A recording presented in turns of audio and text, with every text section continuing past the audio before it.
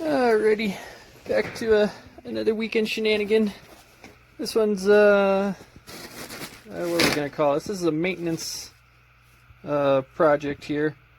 We're going to be, what's the word for it? Doing an oil change. Yes, the joy of swapping out the oil that's in the car.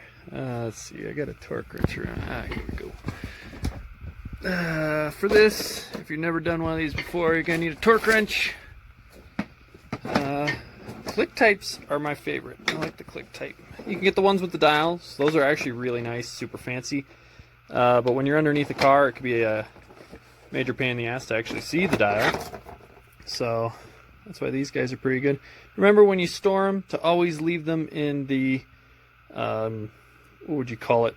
Unstressed position. So just screw it all the way out to the lowest that it'll go and then leave it like that. If you store them with a sort of a torque setting on them, you can actually throw out their value, and then it's basically just a glorified wrench that's going to strip the hell out of your bolts.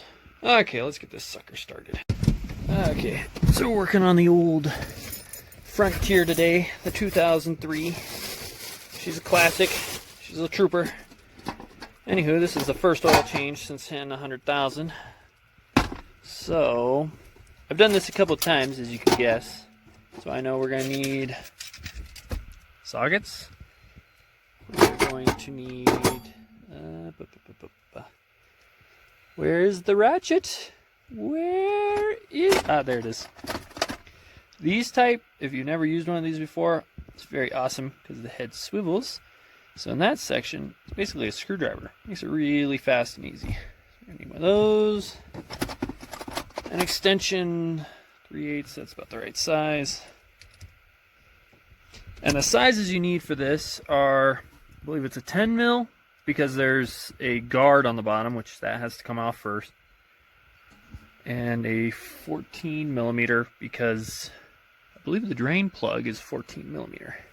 Oh, it's also really good to have one of these. If you've never done it before, I've already memorized it. Oh, and big thing to do on these, if you get one, put tape around the edges so that it doesn't get trashed. I learned that later than I should have. And then also putting tabs on it will make it really easy to immediately get to the section you want. Otherwise you gotta go to this front thing and then you're flipping through. And when you got oil and grease on your hands, that's a pain in the ass. Anywho, that should be everything we need. Other thing, make sure that the engine is warm. I already drove this up the hill from going to get groceries. Oh, I'm also going to check the tire pressure while I'm doing this. I started to do a full service, top off the coolant, check the cells. A little bit of everything, you know. While you're under there, why not? Oh, and I keep a little torque wrench in here anyways, just for oil changes. So I didn't need the big one. Smooth. Alright, let's get under there. Alrighty, hood's popped. That's my oil storage container. Just an old jerry can that was rusty on the inside, so I wouldn't want to use it for fuel. And if you can get a metal one of these, that's advised. I've gone through so many of the plastic ones, and this one's outlast all of them. Let's see what's going on under here. Yes, I know the red spark plug cables make this exponentially faster. I like to crack this guy. Helps it drain a little faster. Also take a look in there. It's a clean looking engine. Just kind of leave it there. Take a look, let's see. Brake fluid is good. Clutch fluid is also good. Another project that's going to happen is this guy here has to get a metal screen in it because the damn chipmunks climbed into this, I think it's a harmonic resonator, across this intake pipe, all the way over to the intake, and started eating my goddamn filter. Now I've replaced it since, but you know, this isn't something I want to be paying for regularly. So that, check the power steering fluid. Oh, we're looking excellent. I clean that reservoir every time I do this, and it's always greasy and ugly. Make sure the grease on the terminals is looking good. Check coolant. Yeah, that's coolant. So we're getting into the summer season. That's going to be pretty important coming up. So it looks like we're just due for a standard oil change today. Okay, so hop right under there, don't be shy. Nice thing about a truck is I don't actually have to jack it up because I fit underneath. If you are a larger person, or say your truck's a little lower, basically you got a wuss truck, then you may have to jack it up. But this does not apply to me. Anywho, this pan here, I think it's an aerodynamic, and then it also prevents, I don't know, I think it's more so for aerodynamics than anything else. It's plastic, so it's not like it's a good skid plate or anything. Probably prevents rocks and debris from getting kicked up into the oil pan, which I guess that is preferable. This isn't really an off-roading gig or rig, although it does sometimes get used for that, unfortunately. But if you look here, there's 3 of these bolts. Oop, there's the last one. And there's another 3 in the back, so those have to come off first, and then you can get to the oil filter, which is way up in here, where it's extremely hard to reach and it dribbles down your arm. Thanks, Nissan. Okay, excuse me as this is being shot one-handed, but see, this is what I'm talking about with this ratchet. You flip it like this, look, now it's a screwdriver. But if you need the torque, you can put it on its side, and look, then you can use it to open things. So, there's another one, you break her free, and then flip her down. That's a screwdriver. Now, if I had 2 hands, I could really unscrew these, but holding the phone with the other. Anyways, it's just showing you this badass ratchet. Pro tip, use the now removed guard to hold your hardware. Now you'll notice there's only 5 bolts. One of these brave souls fell off years ago, and the others have had to take up the load. But they're doing so wonderfully, and they get torqued a little tighter now. So hopefully these guys will hang on. Now you can see all the way through, which is a good sign. Another thing I'm going to check is these belts here. These are V-belts. I know it's ancient technology here. No serpentine belt and no automatic tensioner, so all this stuff has to be tightened regularly. But on the plus side, they're super simple and they last forever, and V-belts are cheap and readily available. So meh, you know, comes at a cost. It's a very simple truck, but on the flip side, that means a little bit more maintenance or maintenance tasks due to a lack of automation. But automated things are just things that are waiting to fail, so whatever. Okay, so we're underneath. There's the pan there. Taking out the plug right now, and it's torqued to about 25 foot-pounds. There we go, she's broken free.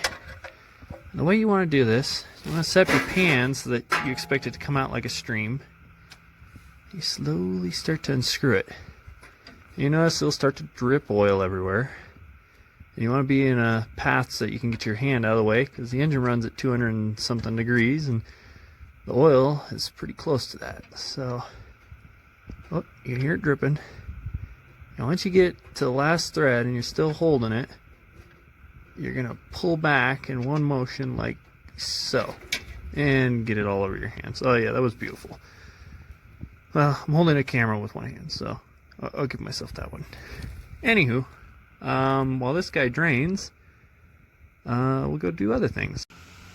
Yes, drain all out. Don't do this on a windy day, by the way, because this stuff, oh my god, will it get everywhere. And it just loves sustained concrete and clothing and basically everything under the sun. Doesn't look too bad.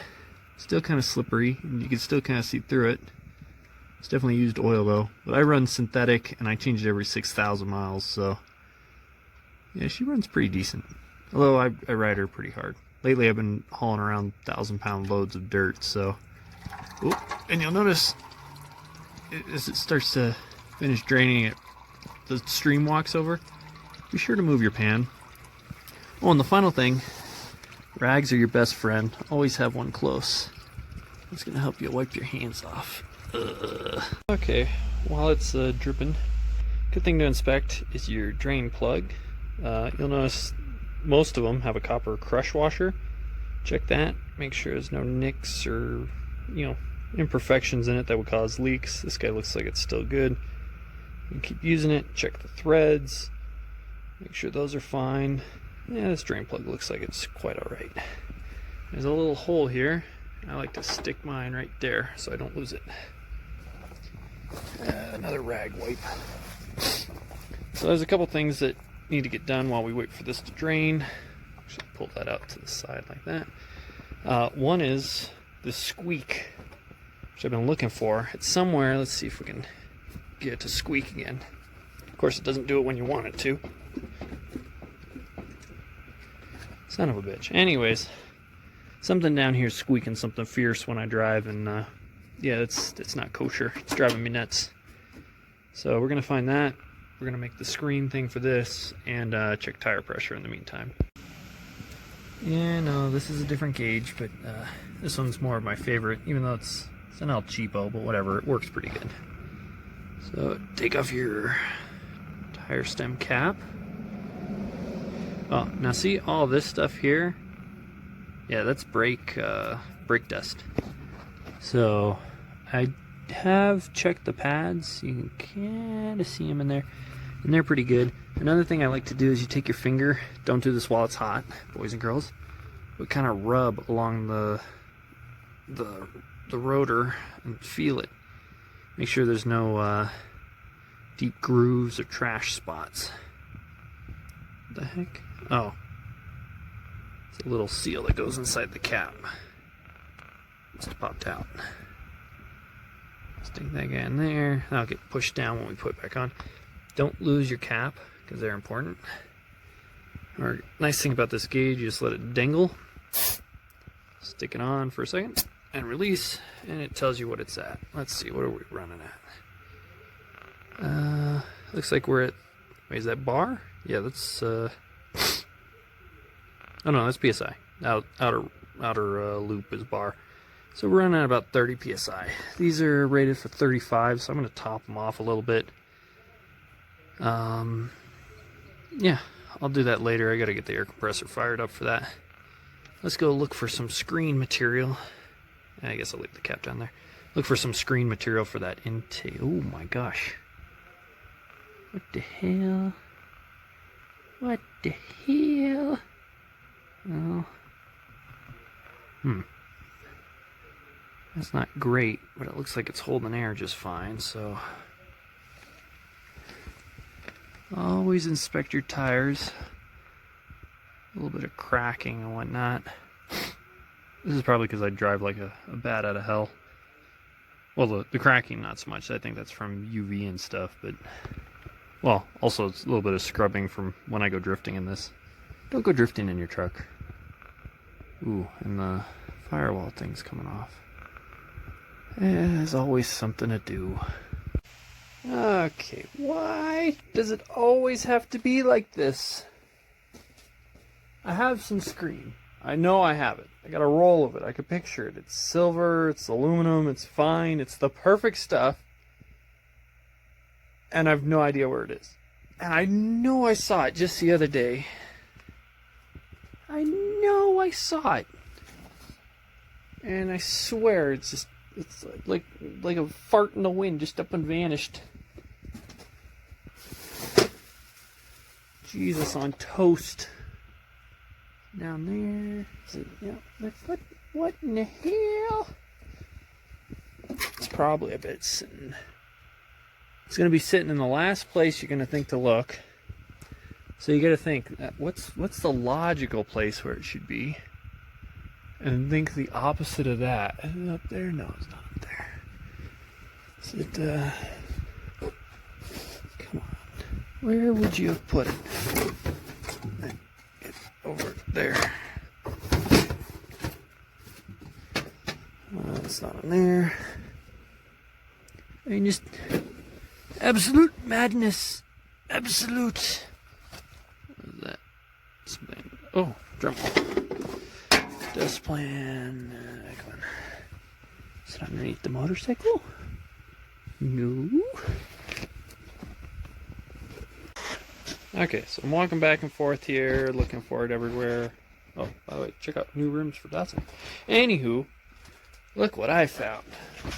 See, I see it every time I do laundry, and that's why, of course, I couldn't find it when I needed it. Son of a gun. Alright, let's go. damn thing. Got screen, chin snips, clamp, all I need is a screwdriver, and we're in business. Okay, first things first, we gotta take off this guy, and of course she's tighter than hell.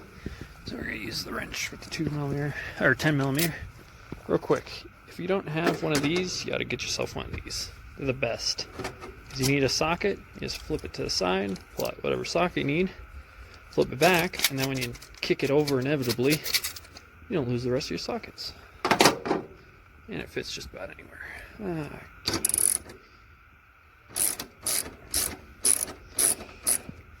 Let's see, you put it like this. Now it's a screwdriver. So I cut out the piece, got it kind of squeezed on there, and then when I take it off and it holds the form, ta-da, now we know where to cut. Well, that seems to stay just like that, so I don't even think I need the hose clamp. I think I might just shove this guy back on. Pretty sure that'll hold her. So, yeah, let's get that guy back on and then finish up the oil change, because that's still going.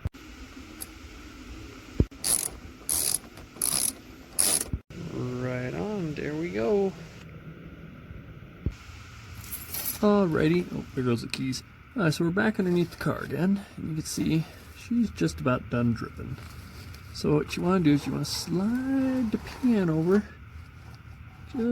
Keep it underneath the thing. Don't dip the towel. Here, I was trying to film here. It's kind of difficult. Tight under here. Don't dip the towel in the oil pan.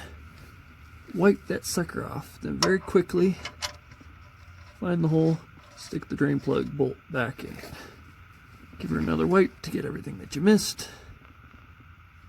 Just like so. Perfect. Now, you just gotta snug it with your fingers and you come back and torque that later. I will come back and torque that later. Okay, now if you look way up here, you'll notice, okay, let's see. This is the old wire for the oil pressure. Basically, it was a light that would turn on if you lost oil pressure, but that thing was useless, so I replaced it with this sensor, which goes to a gauge. But above that, that's the oil filter right there. So we want to remove that bibby. The way to do that is to reach up in between here and unscrew it, which is... First, you want to just break her free, like so. Give her... Oh, can I film it from over here? Man, there's all these tie rods and stuff like that in the way. Can you see it? Can you see it now? Oh, yeah, now you can kind of see it. So just break her free, give her maybe a quarter turn. There we go. Okay, now that she's free about that much, take your oil pan, slide it underneath. Make sure your sleeve is rolled up real good. I wonder if I should come in from over here. Yeah, I should come in from over here. And you're going to quickly unscrew her all the way. Yeah, there she goes. Dripping all down everything. The oil pan, the cross member. You piece of shit. Splashing oil everywhere. Thanks, Nissan. Frickin' thing. Unscrew it all the way. And then once you get all the way, you want to hold it upright like this so that it doesn't dump out what little oil still remains in it. You gotta kind of squeeze it. Oh my god. Through everything under here. Ooh, mama. There we go. And set her right over there so that you can kick that over later and spill oil all over the place. Okay, so let that sucker drain all down the... Yeah, look, so there's the engine mount, so it drains down, it hits the engine mount real good, and it hits the oil pan, and it hits the cross member, and just a mess everywhere. Absolutely everywhere. Son of a bitch. Why does it have to be like this every time? I'll go get the rag. Okay, head back inside. One new filter, always keep a spare. Now, if you're going to run synthetic oil, rather than just getting the cheapest filter you can, which there are cheap filters, always splurge. It's usually just a few bucks more for the ultra synthetic models, if you can get them, or for the higher end models, because you're going, if I put straight oil in this regular oil, I change this every 3,000 miles. But with the synthetic, I change it every 6. But the filter doesn't get changed every 3, so that means the filter's got to go twice as long. So you're going to want a better filter. I like Fram because, I hope this one has it, they do this little thing that's real nice. Oh yeah, this one's got it. We can get it open with one hand, come on. See this here? Let's get this grippy boy here. And that makes it really nice to get on and off. So what you're going to do, set this on the ground here. Always keep that upright. Don't let crud get in there. Take your old filter, drop it in the box, and then you can drop this off at your local auto parts store for recycling. Take a little drip and wipe that seal down. And that way, go right in the middle there. When you put the new one in, the rubber doesn't stick to the metal and trash itself. This is very important. Extremely important. This is the difference between a leaky filter and a non-leaky, beautiful filter that lasts for the next 6,000 miles. Now let's get this thing in the truck. Okay, back underneath the truck once again. You can see all the surfaces have been wiped off. It's a greasy pig. Anyways, it's important to wipe off surfaces because, first off, oil attracts dirt, and that'll cake onto things, and that could cause things to get hotter than they should, and grit is always bad. The other thing is, let's say this spring's a leak. If there's oil already everywhere, you have no idea if it's a new leak or if it just looks like that and it's just a regular sponge pit because you're lazy. So always wipe it off, keep it as clean as possible, and that way if it does gain a leak, you'll know. So because this filter, well, it's kind of sideways. If it was a upside down mount, so if you're mounting it kind of like that, you'd want to fill your filter with oil so that for the few seconds that the car starts, it doesn't have to, oh my goodness. I can get her in there. It doesn't have to go without oil at all. Ooh. Yeah, okay, I got her up. Turn her sideways. Line up the threads. Line up the threads. Come on. This is always the hardest part. Getting the angle just right. So like that. Oh, yeah, there she goes. So the way you're supposed to tighten these is go ahead and tighten her till right about... God damn, how many threads are on this thing? Okay, there we go. So she's tight, right? She's getting snug. So I like to get her good and tight, like this. And I give her another quarter turn, or an eighth of a turn, right around there. Okay, that's good and tight. Not gonna leak. So, yeah, good to go. Okay, I know what this number is supposed to be, but I still check every time regardless, just to make sure. Okay, where is it? It's under, we'll just sit down here. It's under general maintenance. Boop, boop, boop, boop, boop. And it's always at the very end of the chapter. Tune-up and routine maintenance. How to do a tire rotation. How to do this, that, and the other thing. We'll go to the very end. Here we go. This is torque specifications. Engine oil drain plug. 22 to 29 foot-pounds. You know, some of these damn things say inch-pounds. Inch-pounds? Yes, if you do 87 to 174 inch or foot-pounds instead of inch-pounds, you will destroy this. Same with this one here. So 22 to 29. I like to set at 25. So come down here, loosen this thing at the bottom, and we look for it's inch pounds, and this one is, wait, does this only do inch pounds? Ah, piece of shit. Okay, screw it. We're gonna use this one because this one does foot pounds. I remember now. That's why I grabbed this one. See, foot pounds. So you grab it like this. You gotta kind of hold it with one hand. and you screw it in to get to, there's 15. She's still going. Come on. You want to creep up on it and then 0 it.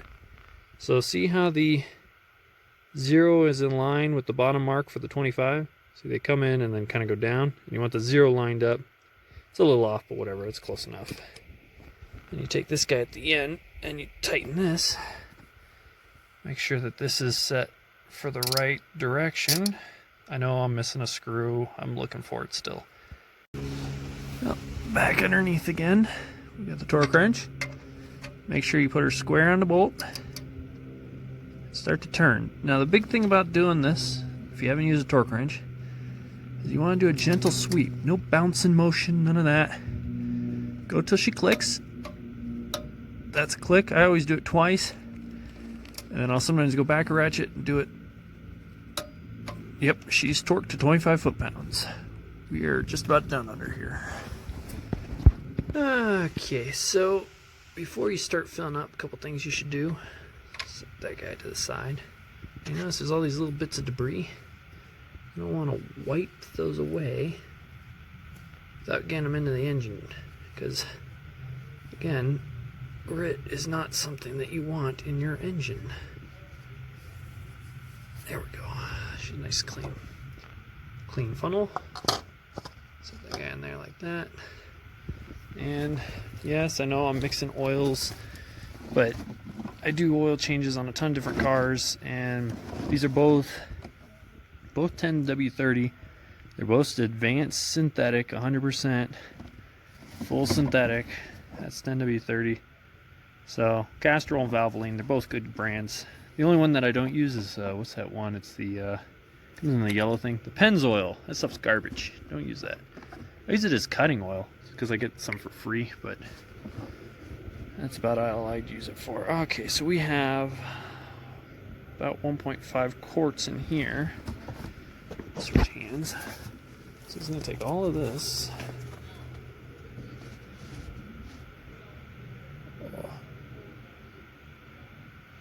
Nothing like beautiful, fresh, clean oil. Okay, close her up. Which is a spin till a click. While doing a final check, I noticed that this guy's loose. That is not good. Not good at all. I don't want my battery rolling around when I do high banking turns. There we go. More on this side too. Yeah, she's in there good. Alrighty. Alright, moment of truth. Make sure she's in neutral, because otherwise that'll be real fun. Key in ignition. We got voltage. Clutch in. Let's give her a go. Come on, oil pressure. Fill up that oil filter. Here we go.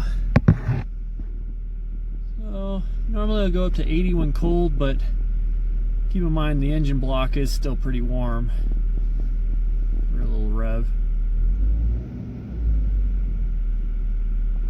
Looks like we're pretty good. Filled up the filter. Everything's looking good.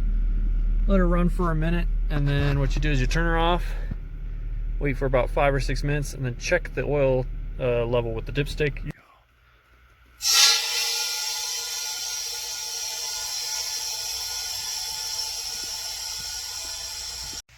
Well, I found the bippy, except in a fit of stupidity, I must have stolen the air fitting off of it. Luckily, I've got a bajillion of these things sitting all over, and there's one sitting right there. So we'll throw a fitting on her, and that'll work. In the meantime, make sure that this guy is closed. And then, there we go. Ooh, we've got 120, 115 PSI.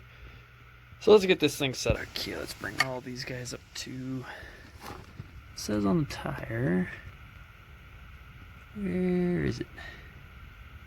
Something, something, something, something. Ah, oh, here we go. Max load. Ah, 35 psi max. And these are at 30, so we're gonna add about 5 psi to them.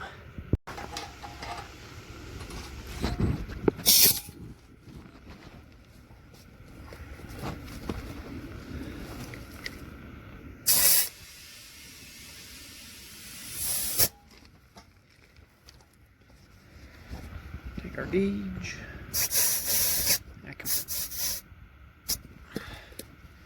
We're now at 30 still. Shit. Okay, that's much better. About 35. Okay, she's been sitting long enough. Let's take a reading. So first reading, you always just wipe it off. I'm gonna need 2 hands. There we go. See, get her wiped clean. Then you're gonna go right back in the hole very carefully.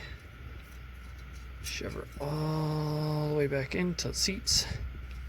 Take her all the way back out and take a look. And what have we got? Looks like we've got plenty of oil. It's all the way a little above the X pattern there, as you can see. Right up to the H, just about actually. Perfect, we're good on oil. I'm gonna go take her out for a spin. Okay, final last steps now that everything's good.